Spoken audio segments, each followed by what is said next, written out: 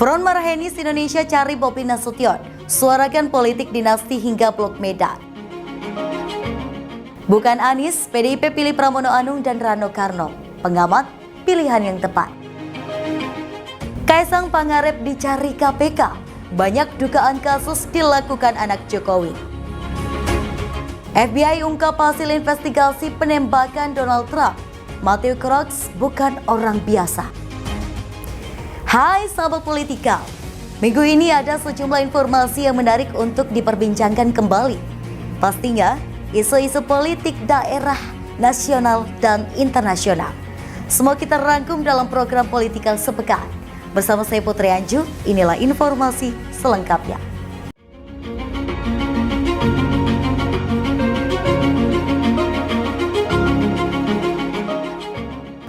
Front Marhaenis Indonesia lakukan aksi teatrikal, tolak politik dinasti dan selamatkan Sumut di depan kantor Wali Kota Medan, Sumatera Utara.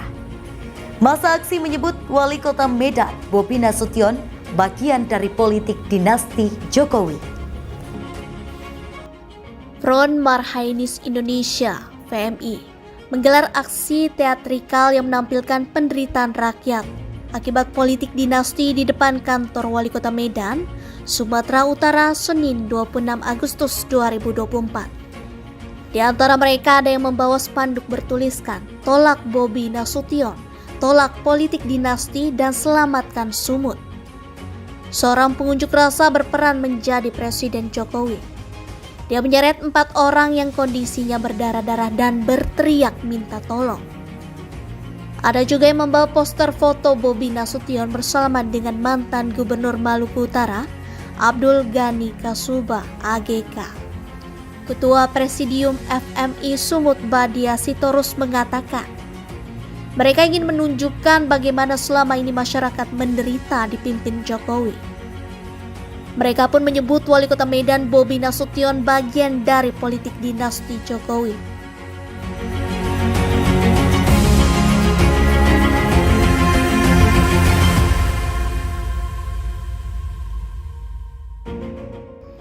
Dia juga menyoroti dugaan keterlibatan Bobi Nasution dalam Blok Medan. Istilah ini muncul saat sidang perkara korupsi perizinan tambang dengan terdakwa AGK. FMI meminta aparat hukum menangkap Bobi bila terbukti terlibat. Hampir 1 jam lebih berorasi, Bobi tak kunjung muncul. Masa akhirnya membubarkan diri. Bobi Nasution saat diminta komentarnya soal namanya disebut-sebut terkait dalam Blok Medan hanya menjawab singkat. Komentarnya sama dengan apa yang sudah disampaikan sebelumnya.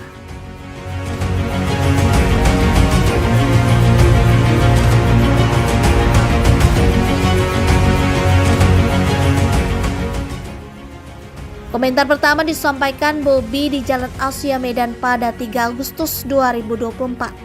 Waktu itu, dia enggan mengomentari istilah Blok Medan karena menganggap bagian dari materi persidangan. Kemudian, Bobi menanggapi pernyataan mantan Menko Polhukam Mahfud MD yang meminta KPK untuk memeriksanya. Dia mengaku siap mengikuti prosedur hukum.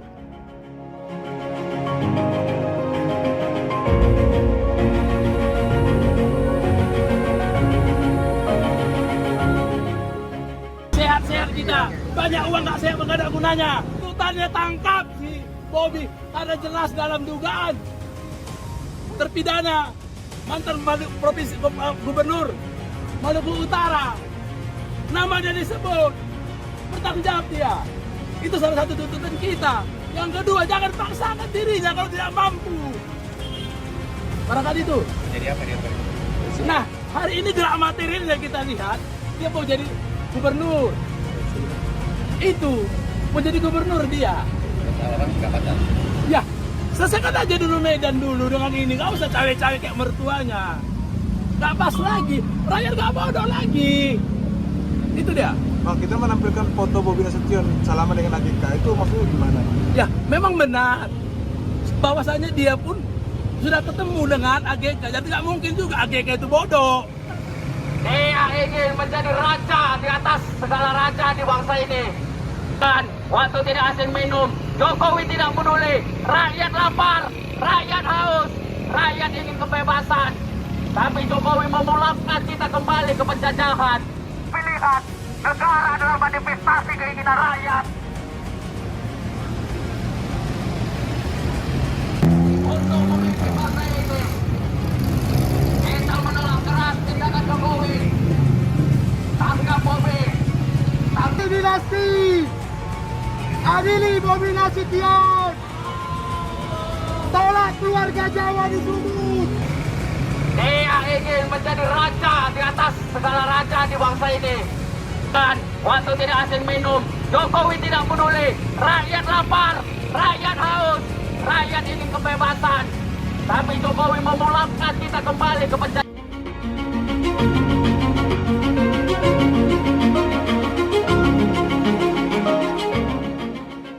PDIP memutuskan mengusung Sekretaris Kabinet Pramono Anung sebagai bakal calon gubernur dan Rano Karno sebagai bakal calon wakil gubernur pada pemilihan kepala daerah Jakarta 2024. Bendahara Umum PDIP, Oli Dondo Kambe mengungkapkan, partainya memutuskan mengusung Sekretaris Kabinet Pramono Anung sebagai bakal calon gubernur pada pemilihan kepala daerah Pilkada Jakarta 2024. Pramono akan didampingi oleh ex-gubernur Banten yang juga kader PDIP, yakni Rano Karno sebagai bakal calon wakil gubernur. Keduanya disebut akan langsung mendaftarkan diri ke Komisi Pemilihan Umum KPU Jakarta pada Rabu 28 Agustus 2024 siang. Besok mendaftar jam 11 bersama Pak Rano Karno pasangannya. sama Rano Karno. Oli menegaskan, DPP PDIP tidak akan mengumumkan pencalonan Pramono dan Rano secara resmi, seperti calon kepala daerah lainnya yang telah diumumkan sebelumnya. Ia meminta agar media langsung meliput pendaftaran Pramono dan Rano di KPU DKI Jakarta. Terkait alasan PDIP mengusung Pramono Anung untuk Pilkada Jakarta, Oli tidak memberikan penjelasan lebih lanjut. Keputusan PDIP untuk mengusung Pramono terasa mengejutkan, sebab PDIP disebut-sebut akan mengusung Anies Baswedan di Jakarta. Sinyal soal Anies diusung oleh PDIP pun menguat setelah mantan Menteri Pendidikan itu sempat berkunjung ke kantor DPP PDIP di Menteng, Jakarta Pusat pada Senin 26 Agustus 2024. Dalam kunjungannya itu, Anies bertemu Rano Karno yang digadang-gadang sebagai pendampingnya. Namun, Anies ternyata batal diusung PDIP. Terkait hal itu, pengamat politik dari Universitas Al-Azhar, Ujang Komarudin menilai bahwa keputusan untuk mengusung Pramono di Jakarta adalah hak dari PDIP. Ujang mengatakan, PDIP merupakan partai yang kerap mengutamakan kadernya untuk diusung sebagai calon kepala daerah dan wakil kepala daerah.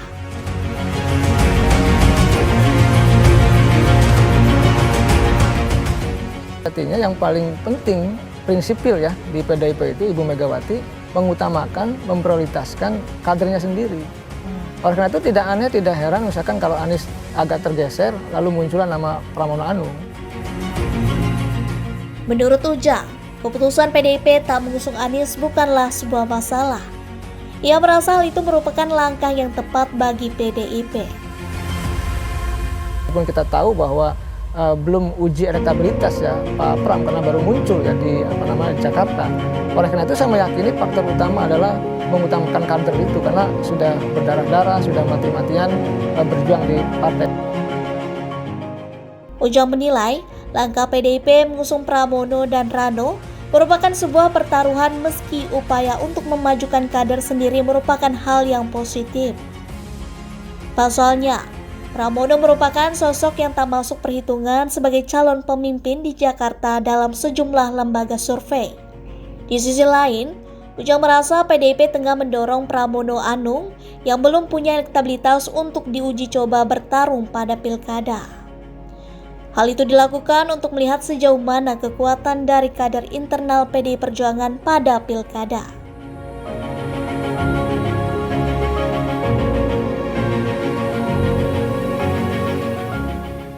Sementara itu, Direktur Eksekutif Parameter Politik Indonesia, Adi Praitno mengatakan, langkah PDIP mengusung Pramono adalah salah satu bentuk peneguhan bahwa PDIP adalah partai yang memprioritaskan kader internal dan kader terbaik mereka untuk bisa maju dan bertanding dalam pilkada.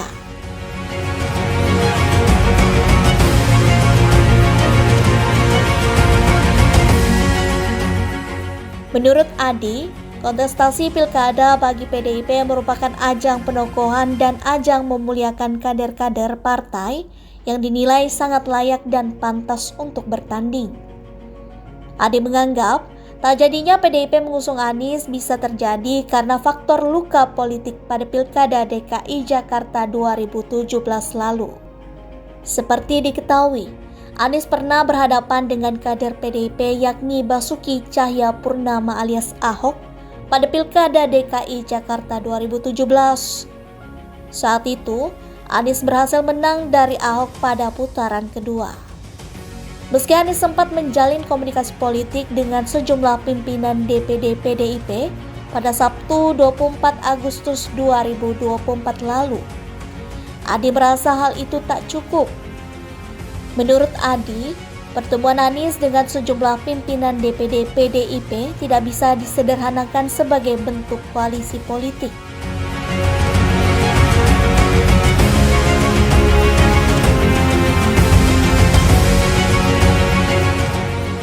Adi mengatakan, PDIP seolah tidak begitu tergiur dengan sosok di luar partai yang punya nama besar, salah satunya Anies. Menurut Adi, PDIP tetap ingin meneguhkan dirinya sebagai partai kader, yang mana kader inti mereka menjadi prioritas untuk bisa dimajukan dalam pilkada.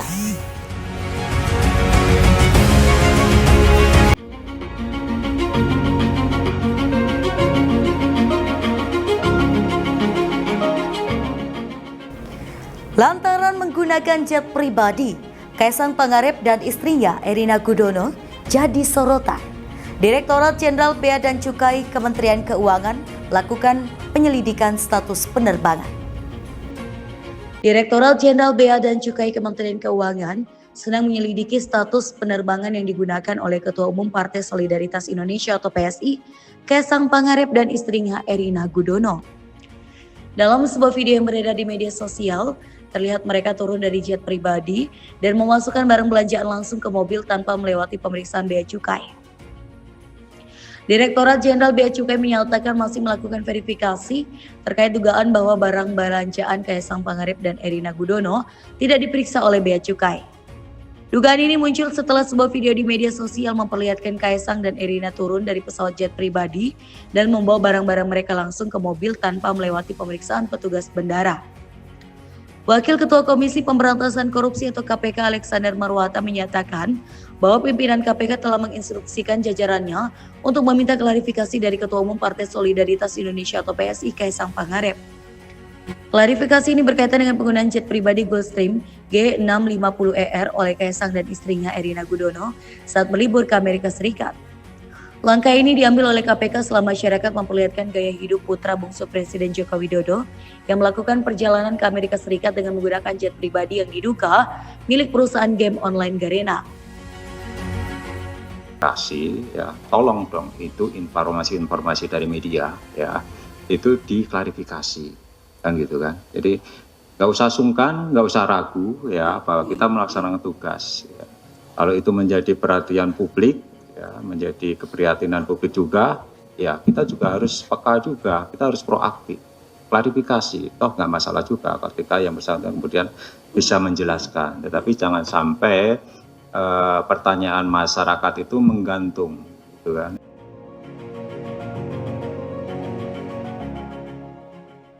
Alexander menjelaskan bahwa pimpinan KPK telah memerintahkan Direktorat Pelaporan Gratifikasi untuk meminta klarifikasi sebagai bagian dari tugas KPK. Meskipun Kaisang bukan seorang penyelenggara negara, dia tetap perlu memberikan klarifikasi karena merupakan anak saudara dari penyelenggara negara. Sementara itu, Ekonom UPN Veteran Jakarta Ahmad Nur Hidayat meminta Kaisang Pangarep untuk memberikan penjelasan kepada publik terkait dugaan penggunaan jet pribadi dalam perjalanannya ke Amerika Serikat bersama istrinya Erina Gudono. Terlebih lagi, isu ini telah menjadi perhatian masyarakat luas karena Kaisang merupakan putra bungsu Presiden Joko Widodo. Di media sosial, netizen memperlihatkan biaya sewa jet pribadi yang digunakan Kaisang dan Erina berkisar antara $13.000 hingga $19.750 per jam. Jika dikonversi ke rupiah, ini setara dengan sekitar 202 juta rupiah hingga 308,8 juta rupiah per jam. Jenis jet pribadi yang disewa adalah Gulfstream G650.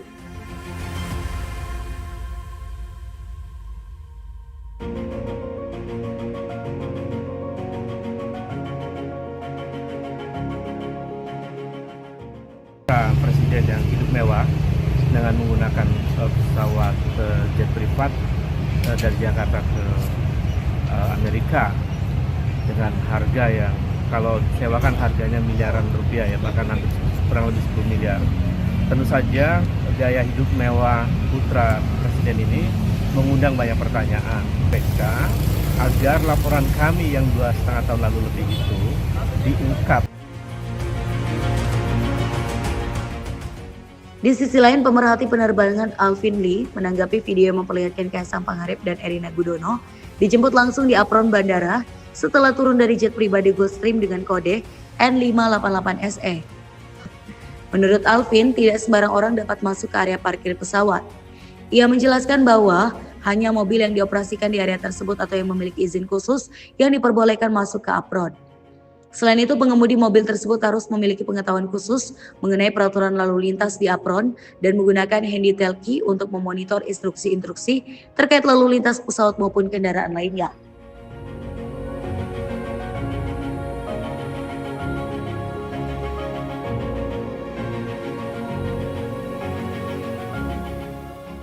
Gini, pesawat charter kan memang ada yang disewakan untuk umum, ada juga yang memang itu fasilitas perusahaan untuk direkturnya, eksekutifnya, juga bisa untuk memanjakan orang-orang yang penting bagi perusahaan tersebut, misalnya vendor, pelanggan, atau relasi-relasi lain itu untuk dimanjakan. Nah, saya tidak tahu apa kaitan Kaisang dengan pemilik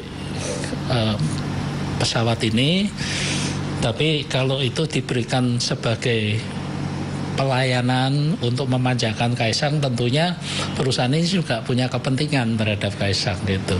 Kalau gini, Kaisang saat ini dia bukan penyelenggara negara, dia juga bukan pejabat. Tapi masalahnya yang disorot adalah Kaisang ini anak presiden. Nah, ada yang mencurigai jangan-jangan Kaisang mendapat pelayanan ini kaitannya dengan jabatan bapaknya. Tapi apakah itu ada kaitannya? Itu bukan ranah saya untuk menyelidiki itu. Sementara itu, Koordinator Masyarakat Anti Korupsi Indonesia atau MAKI, Boyamin Saiman, adukan putra bungsu Presiden Jokowi Kaisang Pangarep atas dugaan gratifikasi ke KPK. Aduan itu disampaikan Boyamin melalui saluran aduan masyarakat atau Dumas KPK pada Rabu 28 Agustus 2024. Dengan aduannya, Boyamin melampirkan surat perjanjian kerjasama atau MOU antara pemerintah Kota Solo dengan PT Shopee International Indonesia yang ditandatangani oleh Gibran Rakabuming Raka sebagai wali kota Solo kala itu. Isi perjanjiannya adalah mendirikan kantor pusat gaming di atas lahan Pemkot Solo. Boyamin mengatakan perjanjian kerjasama itu penting untuk dilampirkan karena Gibran merupakan kakak kandung Kaisang. Pemberian fasilitas pesawat jet pribadi kepada Kaisang dan istrinya Erina Gudono diduga ada kaitannya dengan kerjasama yang pernah dilakukan Gibran dengan Shopee pada 23 April 2021. Mantan Wakil Ketua Komisi Pemberantasan Korupsi Laude Muhammad Syarif menyarankan putra bungsu Presiden Jokowi Kaisang Pangarep sebaiknya mendatangi KPK untuk mengklarifikasi dugaan gratifikasi yang ramai diperbincangkan di media sosial. Selain itu, Kaisang dapat mendeklarasikan dugaan gratifikasi yang dipertanyakan oleh publik meskipun menjabat sebagai Ketua Umum Partai Politik Partai Solidaritas Indonesia atau PSI.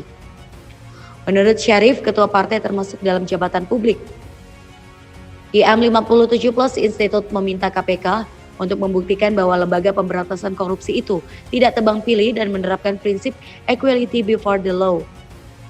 IM57 Plus Institute merespon pernyataan Wakil Ketua Komisi Pemberantasan Korupsi atau KPK, Alexander Marwata, yang telah menugaskan Direktur Gratifikasi untuk mengklarifikasi atas penggunaan jet pribadi oleh Kaisang Pangarep dan Erina Gudono.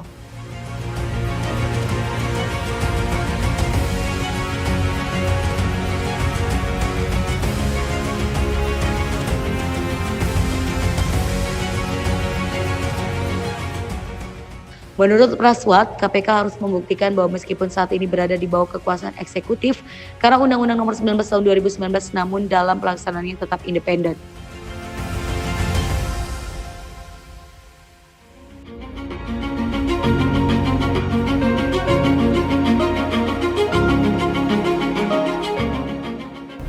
Federal Bureau of Investigation atau FBI mengungkapkan rincian baru dari hasil investigasi percobaan pembunuhan terhadap mantan Presiden AS Donald Trump.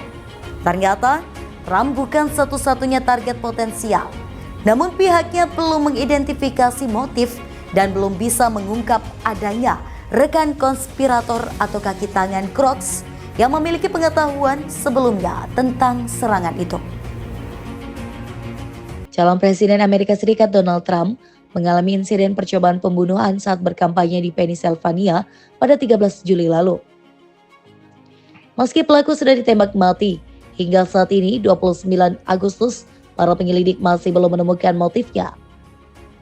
Federal Bureau of Investigation atau FBI mengungkapkan rincian baru dari hasil investigasi percobaan pembunuhan terhadap mantan Presiden AS Donald Trump pada Rabu 28 Agustus. Dilansir dari USA Today, lebih dari 6 minggu setelah insiden tersebut, FBI telah melakukan analisis mendalam terhadap riwayat dan aktivitas pencarian daring Thomas Matthew Crooks, pelaku percobaan pembunuhan Trump. Menurut Kevin Rojek, agen khusus yang bertanggung jawab atas kantor lapangan FBI di Pittsburgh, penyelidik menemukan pencarian akun Crooks pada akhir September 2023 tentang jadwal kampanye Trump di Pennsylvania. Ternyata Trump bukan satu-satunya target potensial. Antara April dan Juli 2024, Crooks menelusuri acara kampanye Trump dan Presiden Joe Biden, termasuk acara yang dijadwalkan berlangsung di Pennsylvania bagian barat.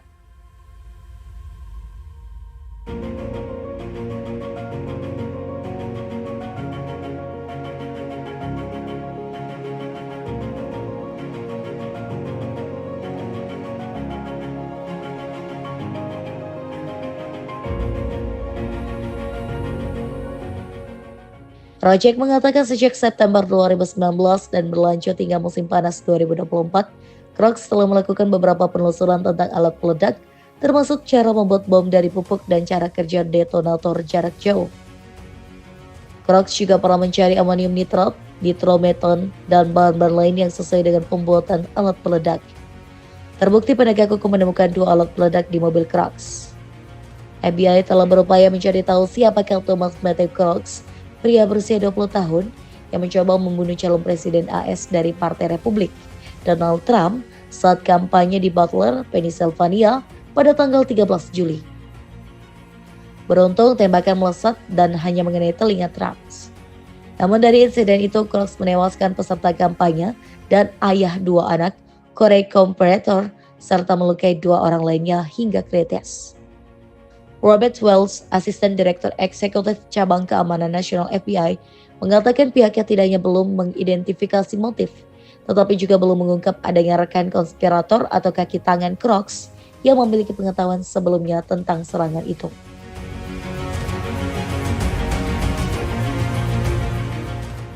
Para penyelidik bahkan tidak yakin apakah Crooks memiliki pandangan politik partisan.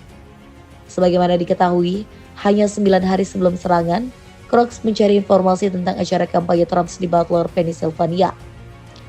Rojek menyampaikan Crooks menyelidiki rincian spesifik tentang persiapan kampanye, mulai dari mana Trump akan berpidato di Butler's Farm Show hingga podium dan foto-foto lokasi Butler Farm Show. Menurut laporan CNN, saat kejadian, lokasi Crooks terungkap berjarak 150 meter dari panggung kampanye Trump. Pelaku menembak dengan senapan dari atas gedung. Rojek pun tidak menyangka pelaku bisa menembak dari jarak jauh. Setelah melepaskan beberapa tembakan, Crooks tewas ditembak Secret Service.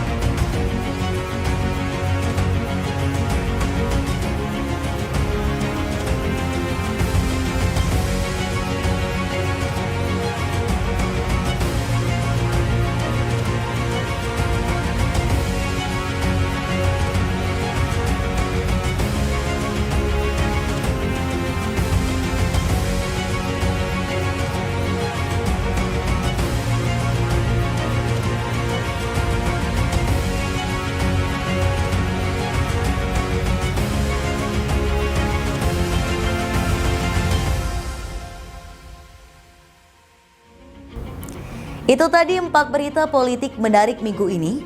Ingat, politik adalah kegiatan suatu bangsa yang bertujuan untuk membuat, mempertahankan, dan mengamandemenkan peraturan-peraturan umum yang mengatur kehidupannya, yang berarti tidak dapat terlepas dari gejala konflik dan kerjasama, kata Andre Hewood. Terima kasih, sampai jumpa minggu depan.